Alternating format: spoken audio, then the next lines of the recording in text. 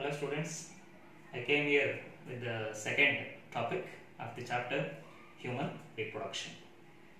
See, in the last class I explained about male reproductive system, the detailed aspects of male reproductive system. So I will glance once. The male reproductive system that mainly consists of primary sex organs. They were what we call as testicles. There are a pair of testicles found in males and they were enclosed in a pouch, that is what is called as scrotum. So these are said to be the primary sex organs, mainly because they are the organs which produces the gametes. Okay. Then the accessory sex organs are the secondary sex organs that mainly includes accessory ducts and accessory glands. So I have explained the accessory ducts like rete testis, vas efferentia, epididymis, vas deferens or ductus deferens, then ampulla. So these are the accessory ducts which are found in the male reproductive system. So then the accessory glands which are found in the male reproductive system, so they are seminal vesicle, prostate gland and bulbourethral gland. So all these glands, they are mainly responsible for the secretion of fluid part to the sperm. They will add the fluids into the sperm, then it will become the semen. Okay, so I have said that for the formation of the matured sperms, the totally matured sperms, it nearly takes about 72 to 74 days. Okay. So the sperms are mainly produced inside the testicles. So the functional unit of testis, it is what is called as seminiferous tubules. You know that the testis is divided into chambers, that is what is called as testicular lobules. There are around 250 testicular lobules which are found in each testis. So they encloses seminiferous tubules. So nearly 900 to 1000 seminiferous tubules were found in each testicle.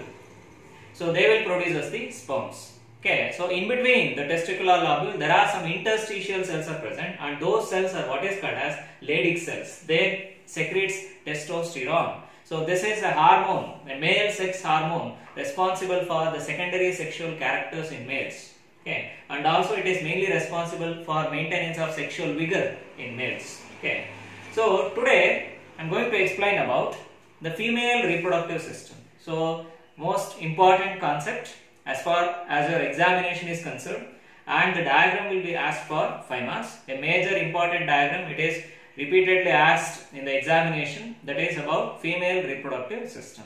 Okay, so I said that female reproductive system is more complex when compared to male reproductive system. So you know that function of male reproductive system, it is nothing but it produces a gametes as well as it produces some hormones which are responsible for maintenance of male characters. Similarly, this is not the function, the simple functions were observed in female reproductive system. You know that as the fetus that develops within the female body, that is especially within the womb or the uterus, as the female reproductive system not only producing the gametes, it also develops the fetus within it and it nourishes the fetus.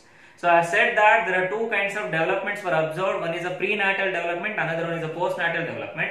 So in prenatal development, where the fetus that develops within the womb of the mother, so where the mother's body that supplies entire nutrition or the nourishment for the development of the fetus, and after the delivery also or after the parturition also, the postnatal care is observed in humans as well as in other mammals also. Okay, so where female body is specialized for the development of the young one, where the female reproductive system is more complex, where the young ones are development takes place. Okay, so hence not only the female reproductive system produces the gametes, it also take part in the development of the young one, it nourishes the young one. So where the fetus or the baby that develops within the womb of the mother. So hence, and also for the nourishment of the young one, the females are provided with the mammary glands. See, hence it is said to be more complex when compared to male reproductive system. See, the female reproductive system also consists of, just like male reproductive system, the primary sex organs. Here the primary sex organs in case of female reproductive system, so they are nothing but the pair of ovaries. See, these ovaries are located on either side of the pelvic cavity. Okay, so they were found on either side of the pelvic cavity. So they are nearer to the kidney. So each ovary is enclosed by a tough connective tissue, that is what is called as mesovarium. Mesovarium. So ovaries are the primary sex organs. They are the female gonad. They are produces the female gamete, that is nothing but the egg or the ovum. And also they secrete some hormones. That's why the gonads, they are not only producing gametes, they also produces the hormones. That's why they are endocrine in function. Okay. See, the ovaries, a pair of ovaries are located on either side of the pelvic cavity, and these ovaries are surrounded by a structure, a connective tissue, what is called as mesovarium, and they lies nearer to the kidney. So each of the ovary, they get attached to the uterus as well as to the abdominal cavity or abdominal wall by means of structures what is called as ligaments. You have seen in the diagram. Okay. So I have written the ligaments. So where the ovaries get attached to uterus as well as they get attached to abdominal wall by means of the structures what is called as ligaments. Okay. So each ovary, it is an oval shaped structure that nearly measures around 3 to 4 centimeters in length. Each ovary, it's an oval shaped structure that nearly measures around 3 to 4 centimeter in length as well as 2 centimeter in diameter. It is about 2 centimeter in diameter and it is about 1 to 1.5 centimeter in thickness. Each ovary that measures about 3 to 4 centimeter in length, about 2 centimeter in diameter and about 1 to 1.5 centimeter in the thickness. Okay. So ovaries are mainly responsible for the formation of female gamete, that is nothing but the egg. Along with that, the ovaries, they secrete the female hormones like estrogen and progesterone. So these are the two hormones which are secreted by the ovaries. Along with that, some other hormones like relaxin. Okay. Then these are said to be the primary sex organs. The main reason because they are produces the gamete. So the female gamete is nothing but the egg or the ovum. So they are produced by the ovary. You know that. So each ovary will produces one egg or ovum per menstruation or per endometrial cycle alternatively. Suppose if this ovary produces an ovum or the egg in this menstrual cycle, so in the next menstrual cycle, so this ovary will produce the egg or the ovum. Okay. So they get attached to uterus as well as with the abdominal cavity by means of ligaments. Okay. So then these are the primary sex organs, that is nothing but the ovaries. And the next structure, it is about the secondary sex organs or the accessory sex organs. The accessory sex organs or the secondary sex organs, they mainly includes the structures like oviduct. You can see in the diagram. Okay, oviduct. Then the uterus, the cervix and the vagina. Okay, so these are the accessory or the secondary sex organs. So secondary means they do not involve in the formation of gametes. You know what is a primary sex organ? It is nothing but an organ that produces a gamete is considered as a primary sex organs. So whereas the accessory or secondary sex organs includes oviduct, uterus, cervix and the vagina. So these are considered as the accessory sex organs. So the first one is oviduct. Oviduct is nothing but the fallopian tube. Oviduct can also said to be the fallopian tube. Fallopian tube or the oviduct. See, this is a tube or a duct that is mainly meant for the conduction of ovum, which is produced in the ovary. You know that the ovary will produce the ovum and this will be carried out or it is conducted by means of a channel or a duct, that is what is called as oviduct or a fallopian tube. I think you heard tubectomy. Tubectomy is nothing but it's a surgical method of sterilization in female. So where some part of the fallopian tube is cut and it is tied back. I have said vasectomy in males. Vasectomy is a surgical method of sterilization in males where some part of vas deferens is cut and tied back. But whereas in case of females, in tubectomy, some part of the fallopian tube or the oviduct it is cut and tied back. This is a female sterilization technique, a surgical sterilization technique. That is what is called as tubectomy. The main function of fallopian tube or the oviduct is to conduct the ovum which is produced by the ovaries. Okay. See, the fallopian tube or the oviduct is having different zones. Like the zone of the fallopian tube that lies very close to the ovary. are that attached to the ovary. This zone is what we call as infundibulum. This is somewhat broader and it is found attached to the ovary, and this is what is called as infundibulum. And the next zone of the fallopian tube, where it is what is called as ampulla. So it is somewhat swollen. Okay, the next zone is what is called ampulla. This is somewhat swollen, and this continues as a straight tube, that is what is called as isthmus. And this isthmus will opens into uterus. The fallopian tube having the zones like infundibulum, ampulla and isthmus. Infundibulum is a broader portion of the fallopian tube. It is a funnel shaped structure that lies very close to ovary. It is found attached to ovary, where this will leads to the next structure, somewhat swollen structure, what is called as ampulla, and the straight tube, that is what is called as isthmus, and this isthmus will opens into uterus. Okay, and this funnel shaped structure, infundibulum, that will produce some finger like projections which can attach to each ovary. You can see on both the sides. Okay, the finger like projections formed from the infundibulum, and this is what we call as fimbriae. The finger like projections is what is called as fimbriae. These fimbriae will help in sucking the ovum just after the ovulation. So what is ovulation? So ovulation is nothing but it's a process of release of ovum by rupturing of Graafian follicle. Then what is a Graafian follicle? Graafian follicle is nothing but a matured ovarian follicle. So I will explain later. Okay. See, the ovary that encloses follicles in various stages of their development, like primary follicle, secondary follicle, tertiary follicle, Graafian follicle. Okay. So they were found in the ovary. So this Graafian follicle, among this, it's a matured follicle. So where that will releases the ovum or the egg. So where that process is what is called as ovulation. So once after the ovulation, it means the ovum is released by the Graafian follicle, that is sucked by the fimbriae. Fimbriae is nothing but the finger-like projections which are formed by the funnel-shaped infundibulum. So where it sucks the ovum, then ovum will enter into the infundibulum. It will enter into the fallopian tube. You know that the ovum or the egg is a non-motile gamete. So it has to be carried by the contractile movements of the fallopian tube, the ciliary movements of the fallopian tube. So the fallopian tube is lined with the ciliated columnar epithelial cells. So where you have heard or you have studied the different kinds of movements exhibited by human cells. So are cells of human body, like muscular movement and ciliary movement.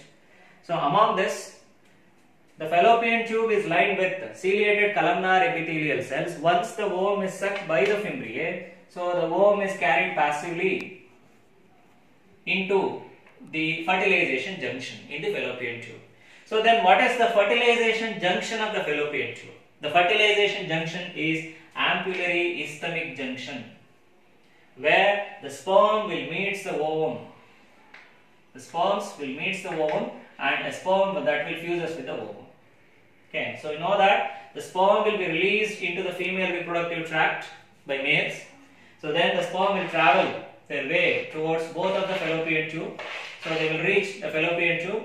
By the meantime, the egg will also releases by the ovary, and the egg is carried towards the ampullary isthmic junction. So where the fertilization takes place. It means fallopian tube not only carry or conduct the ovum, it is also a part where the fertilization will take place. So the fertilization takes place at ampullary isthmic junction. So they are nothing but the parts of fallopian tube. So I said that fallopian tube is lined with the columnar ciliated epithelial cells. The ovum is carried by means of muscular contractions as well as the ciliary movement of the epithelium of the fallopian tube. So then it is carried to some junction, that is nothing but ampullary isthmic junction. So then the sperms will meet the ovum at the ampullary isthmic junction. So this is the fallopian tube is nothing but it's a muscular tube. Okay. So this is about the oviduct or the fallopian tube. And the next part is the uterus. This is the main important part of female reproductive system, where the development of the fetus will take place. The nourishment and the development of the fetus that takes place in the uterus. That is also called as womb. Okay. See, uterus is an inverted pyre-shaped organ, a highly muscular organ. Uterus is an inverted pyriform. You can observe.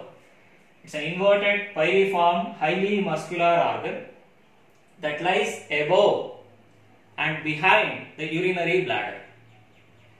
Uterus that lies above and behind the urinary bladder. It's an inverted pear-shaped structure, an inverted pyriform structure, a highly muscular organ, and the main important property of the uterus is its distensibility. It can distend or it can expand for an enormous amount where it can hold an entire fetus or an entire baby that can be accommodated inside the uterus. It can be distended. Okay, so that is one of the major important property. Though the uterus is very much thick, it is having a very thick lining, so it can be distended to a maximum extent, so where the fetus can accommodate. Okay, that is within the uterus. So this uterus is highly muscular.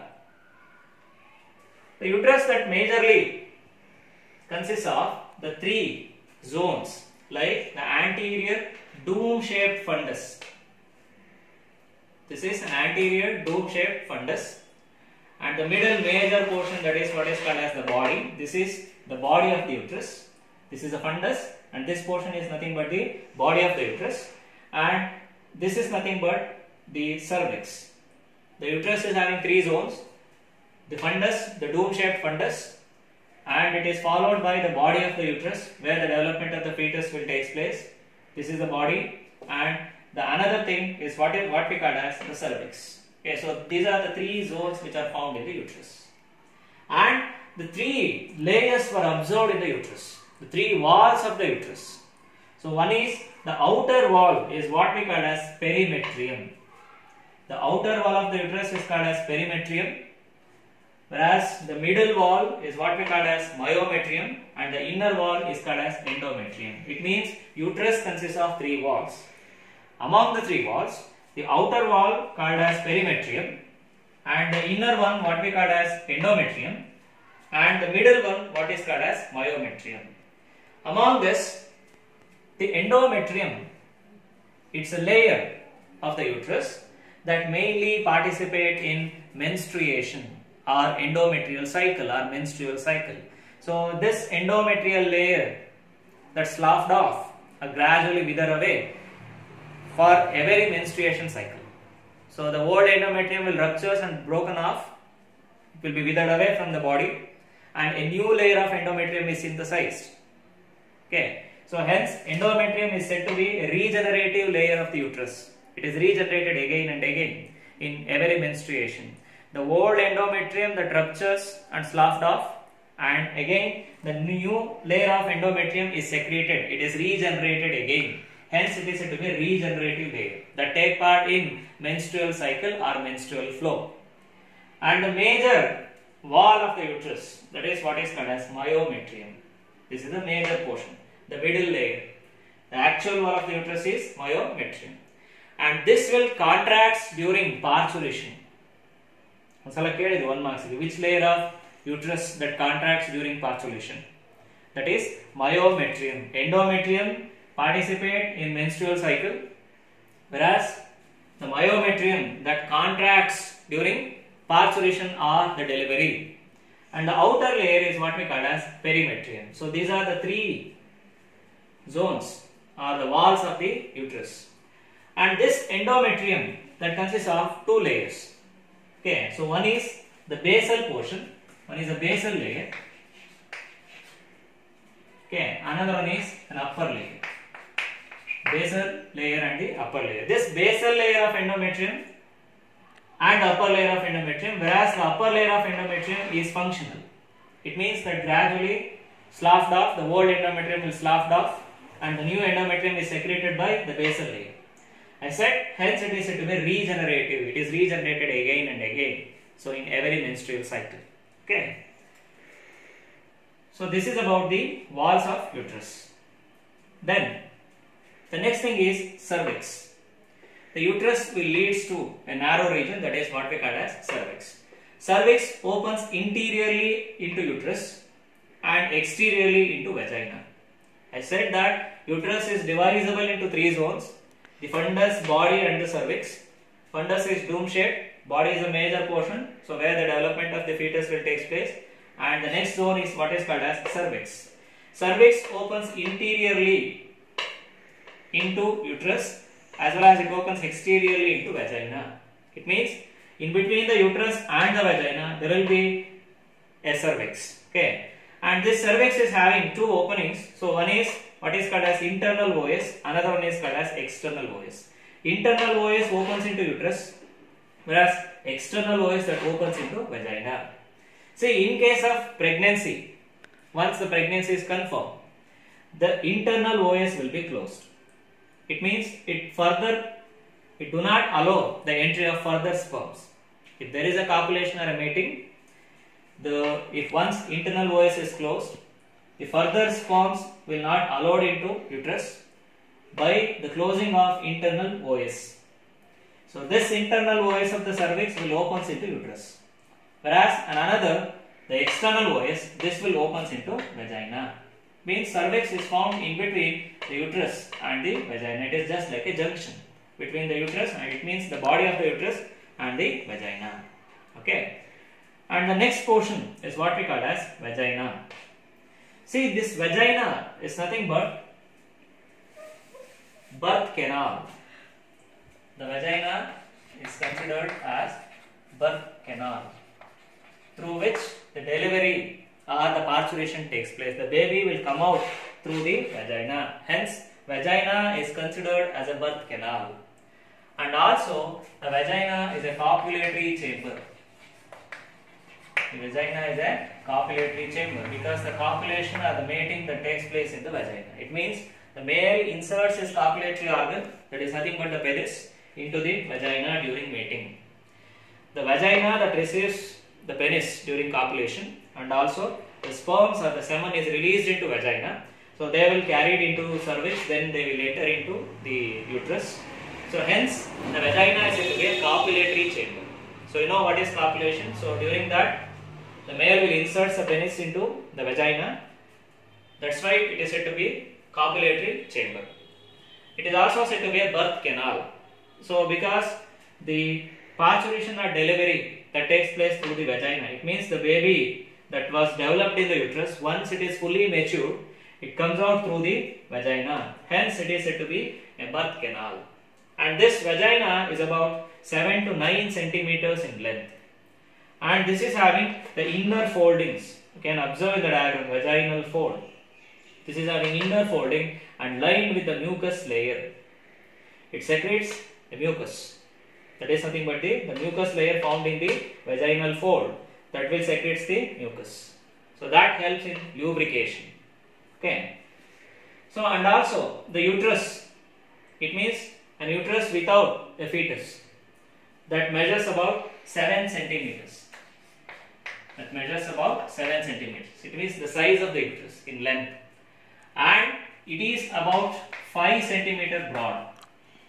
It is about 5 centimeter broad. It means without the fetus, without the development of the fetus. It is about 5 centimeter broad. And it is about 2 to 2.5 centimeter in thickness. It is about 2 to 2.5 centimeter in thickness. I said that it is highly distendable. Can expand to a maximum extent where it can accommodate a fetus or a baby. Okay. So when uterus is without the fetus, it measures about 7 centimeter in length and about 5 centimeter in diameter and 2 to 2.5 centimeter in thickness. Okay. And the vagina that measures about 7 to 9 centimeters in length. And internally it consists of vaginal fold and it secretes the mucus. Okay. So this is about the female reproductive system. So that mainly consists of a pair of ovaries. They are the primary sex organs, the uterus, the vagina and the external genitalia. So now I am going to explain about the external genitalia. Okay, so what are the major structures found in this? A pair of ovaries, I said they are the oval shaped bodies found on either side of the pelvic cavity near the kidneys. So they are nothing but the female gonad. They secretes the female gamete. They are attached to the abdominal wall as well as with the uterus by means of the ligaments. You can see in the diagram. So then it consists of, the accessory sex organ consists of oviduct, uterus, cervix and the vagina. The oviducts, the main function is to carry the ovum that is produced in the ovary. So whereas, and also it is a site of fertilization. So where ovum that will reach us into the ampullary isthmic junction. So where the sperm will travel and meets the ovum. So where the fertilization will take place. And the major portion is what is called as the uterus. So where the development of the fetus takes place. The fertilized egg or the ovum that is implanted in the uterus, that is into the wall of the endometrium. So where the uterus is majorly divisible into the fundus, the dome-shaped fundus, the body and the cervix. And the uterus that consists of three walls, the outer perimetrium, the inner endometrium and the middle one, myometrium. This is the layer of the uterus that contracts during parturition or delivery. And endometrium is a layer of uterus that is involved in menstruation or menstrual cycle. Then the cervix. Cervix consists of two openings like internal OS and the external OS. Internally cervix opens into uterus and externally the cervix will opens into vagina. Vagina is nothing but the birth canal or the copulatory chamber. So where the delivery or the parturition of the fully matured fetus that takes place through the vagina, during mating, the male inserts his copulatory organ or the penis into the vagina. Okay, hence it is also said to be a copulatory organ. So this is about the primary and the secondary reproductive structures of female. And the next concept is external genitalia, or is also called vulva or pudendum. So this is a female external genitalia where it mainly consists of an anterior region, that is what we call mons pubis. This mons pubis, it is a fatty region and it is covered by pubic hairs or coarse hairs. This is found in front of pubic symphysis bone. Mons pubis, this is an anterior region where it is a fatty structure that is covered by pubic hairs or coarse hairs, and it is found in front of the pubic symphysis bones. And the lower region, what is called as perineum. This is very nearer to the anus. The lower region, what we call perineum, and the anterior region or the upper part, what is called as mons pubis, and the middle portion, it is nothing but the depression. This is a major portion, the middle one, that is what we call vestibule. So it means that the female external genitalia or the vulva or the pudendum that mainly consists of three regions. One is the upper mons pubis and the lower perineum, and the middle one what we call vestibule. So this vestibule is a structure, a depression that is found in the middle of mons pubis and the perineum, and that mainly consists of structures like a vaginal orifice. This is nothing but this is opening to vagina.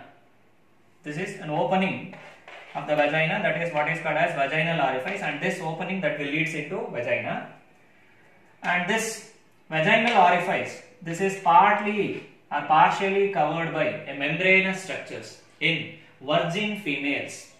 It is nothing but the female, she doesn't have any copulation or mating. In such cases, in such females where the vaginal opening is partly covered by a membranous structure, what is called hymen, it is found in virgin females.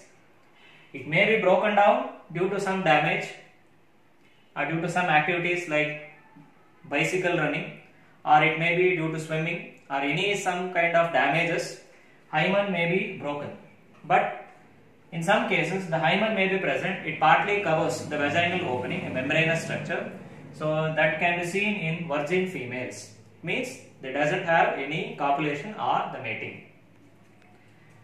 And then the vaginal orifice or the opening that will leads into vagina.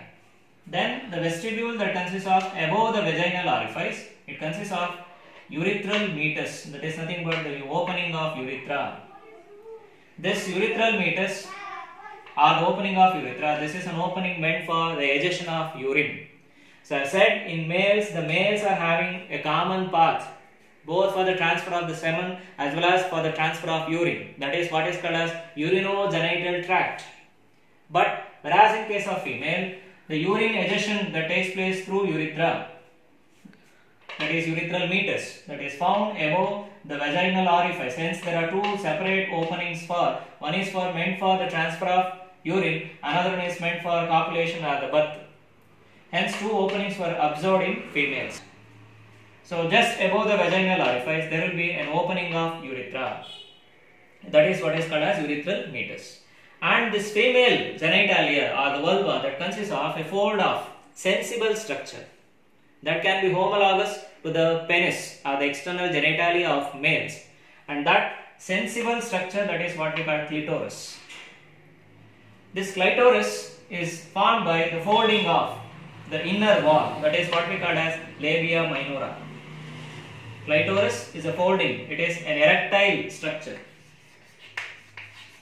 It is an erectile structure that is formed by labia, the folding of labia minora. It is found above the urethral meatus or the opening of urethra. It is an erectile structure and it is highly sensible. So it is homologous to male's penis. Okay, and it is found above the opening of urethra. This is a sensitive structure. That is what we call as clitoris. Okay, and this external genitalia that consists of two folds of structures covered by two foldings. The outer larger folding is what we call labia majora. The outer larger folding called as labia majora. This is fatty and covered by coarse hairs on its surface, means is covered by the hairs. Whereas the inner folding, that is what we call labia minora. This labia minora is non-hairy. It means it doesn't consist of any hairs. It is soft and it is without hairs or devoid of hairs. Whereas labia majora is somewhat rough or thick, so where it is covered by the hairs. Hence two foldings will be observed in vulva or the external genitalia. So the outer one, labia majora, so it is thick and fatty, covered by hairs, coarse hairs, and the inner one, what is called as labia minora, and this is soft and it is thin. So it continues and folds up into clitoris. Okay, and this vestibule that encloses a gland, the only gland found in the female reproductive system, that encloses a gland, what we call as Bartholin's gland. Bartholin's gland. See, this is similar to the bulbourethral gland of males. I have explained glands of male reproductive system like seminal, vesicle, or the prostate gland and the bulbourethral gland. Similarly, in female, the only gland that is found in the vestibular region, that is what we call as Bartholin's gland. This is similar to or comparable to bulbourethral gland or Cowper's gland of males. This gland will secrete the fluid or the mucus that helps in lubrication. And also one of the major thing about the vaginal wall, that will consist of some microflora. Microflora means some of the microorganisms which are found in the lining of the vagina. See, some species of lactobacillus, which were found in the lining of the vagina, they secrete some acids by means of fermentation. They secrete acid by means of fermentation. See, this can prevent the growth of unwanted microorganisms. By the fermentation process of these bacteria, the acidity in the vagina is maintained, and that will prevent the growth of unwanted microorganisms, or it prevents infections. Okay. So when it comes to the Bartholin's gland, it secretes the mucus. It secretes a slimy substance. Okay. So this is about the external genitalia or the vulva or the pudendum. That mainly consists of structures. The upper portion, what is called as mons pubis, and the lower portion, what is called perineum. This is nearer to the anus, and the middle portion, a depression, that is what we call as vestibule. vestibule that encloses vaginal orifice and the opening of the urethra. The vaginal orifice in case of virgin females partly covered by hymen, a membranous structure. So then it will opens into vagina. Just above this there will be a urethral meatus or urethral opening. So just above this there will be a very sensitive, a sensible structure, that is what we call clitoris.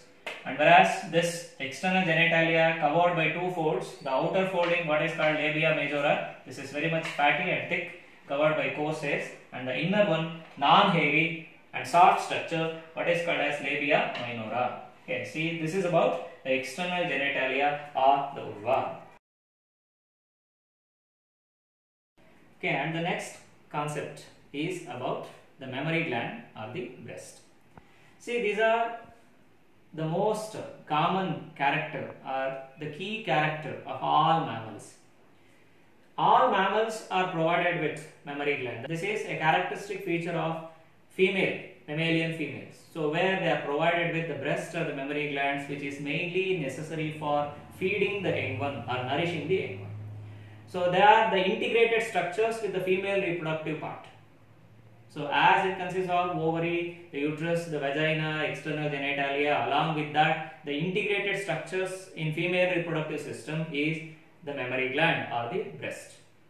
They were mainly necessary for nourishing the young one, and they get activated only after the birth or only after the parturition or the delivery. Okay. See, the mammary glands are a pair of hemispherical structures. They were nothing but the modified sweat glands. Mammary glands are the modified sweat glands. These are the pair of hemispherical structures.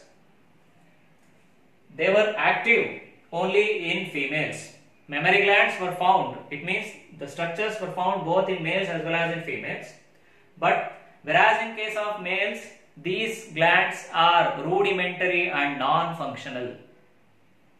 But whereas in females, these glands, the mammary glands, are the functional and well-developed structures. In males, they are rudimentary and non-functional, but whereas in case of females, they are well-developed structures. They are active only after the parturition or the delivery. And they are mainly responsible for the production of the milk, it means the secretion of the milk, and the egestion of the milk. And they were under the control of the hormones which are secreted by the pituitary gland, that is mainly nothing but the oxytocin. Okay. See, these are the hemispherical structures. They are nothing but the modified sweat glands, and these mammary glands are rich with the adipose tissue. They are rich with the fat. Okay. And each mammary gland is divided into the chambers. They were what we call as mammary lobes. The mammary gland, you can observe the chambers here in the diagram. The mammary gland is divided into chamber, and these chambers what we call mammary lobes, and these mammary lobes they will further divide into smaller chambers what we call as mammary lobules. Smaller chambers what is called as mammary lobules, and these mammary lobules they encloses the structures, the functional units of mammary gland, that is what we call as alveoli, mammary alveoli. These are the structures which secretes the milk. Okay. So the mammary gland is further divided into lobes, that is what we call mammary lobes. They were further divided into smaller compartments, what we call mammary lobules. The mammary lobules they encloses the structure, the milk secreting structures, what we call mammary alveoli. They will secrete the milk. Once the milk is secreted in alveoli, that is conducted by means of tubules, mammary tubules, and these tubules they get converged together and uniting together, forming a conducting tubule. This is a mammary tubule. Mammary tubule. Mammary tubule. Alveoli that secretes the milk, and the milk will enter into the small channels or the tubules, and they converge into and they united into forming the larger tubules, that is what we call mammary tubules, and all of these mammary tubules they converge together and forming the structures what we call as mammary ampulla. This mammary ampulla is nothing but the reservoir of the milk. the milk is stored in the mammary ampulla. Okay, the tubules, they converge into the ducts, and where it forms a converging structure, that is what we call as ampulla, where in the ampulla the milk is stored. Then this will converge into or forming a structure what we call lactiferous ducts. These lactiferous ducts, they convey the milk into the next structures what is called as the nipple. The milk is stored in the ampulla and it is conveyed to external by means of lactiferous ducts, and that will reach us the nipple. So where the nipple that consists of very minute pores or openings, that is what we call as lactiferous sinuses. Lactiferous sinuses. So where the milk is adjusted out. Okay. See, ampulla that stores the milk, alveoli they secrete the milk, ampulla that stores the milk, and it is conducted to external by means of lactiferous ducts. So where they converge behind or beneath the nipple. So where it consists of, the nipple consists of very minute pores or openings, that is what we call as lactiferous sinuses, through which the milk will come out. Okay. And this, the nipple is surrounded by a circular dark colored skin or a region, that is what we call as areola. The nipple is surrounded by a circular dark skin. That region is what we call as areola. This areola is rich with the sebaceous glands. It is nothing but the oil secreting glands. This will secrete the sebum or the oil, so where that will help in lubricating the nipples while the baby sucks.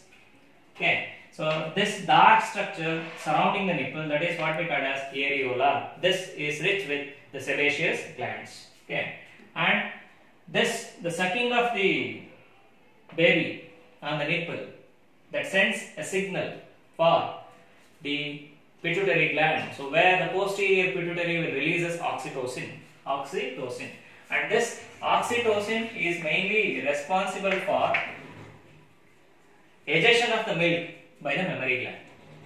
Once the baby sucks on the nipple, the signals will send to the brain. So where the posterior pituitary gland, that will releases a hormone called as oxytocin.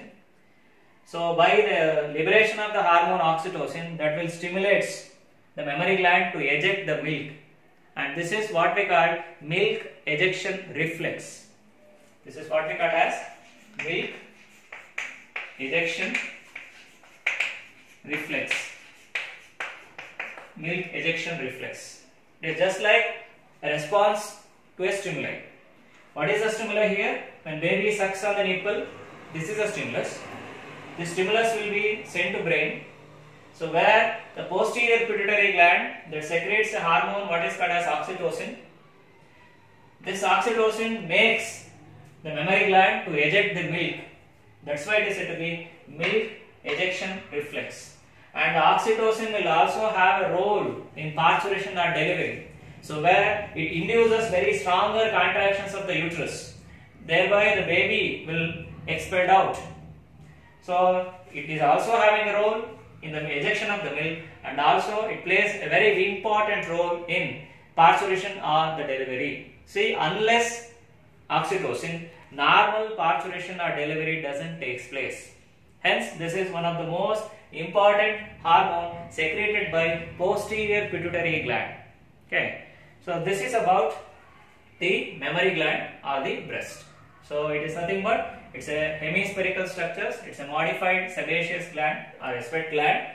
So where it is divided into many chambers, what is called as mammary lobes. They were further divided into smaller chambers called mammary lobules. They encloses functional unit of the mammary gland. That is what we call as alveoli. They secrete the milk, and the milk is conducted through the tubules, and they converge, forming a larger structures what we call ampulla. This is a reservoir of the milk. So they converge beneath the nipple, that is what we call as lactiferous ducts, and nipple consists of small pinhead openings, pinpoint openings, and they were what we call as lactiferous sinuses. When baby sucks the nipple, so the milk will be ejected out, and the nipple is surrounded by a round, a spherical, dark colored skin, that is what we call as areola. This is rich with the sebaceous gland, and it will help in lubricating the nipple while the baby is sucking, and milk is ejested mainly by means of the hormone oxytocin.